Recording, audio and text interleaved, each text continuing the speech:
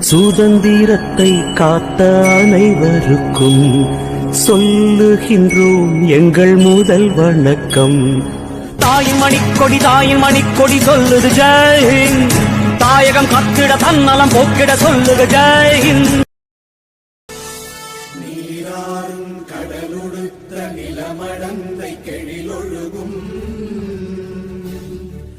சீராறும் மதனமென திகழ்வரத கண்டனிதில் எக்கணமும் அதில் சிறந்த திராவிடனல் திருநாடும் தக்க சிறு பிறை நுதலும் தரித்தனரும் திலகமுமே அத்திலக வாசனை போல் அனைத்துலகும் இன்பமுற எத்திசையும் புகழ் மணக்க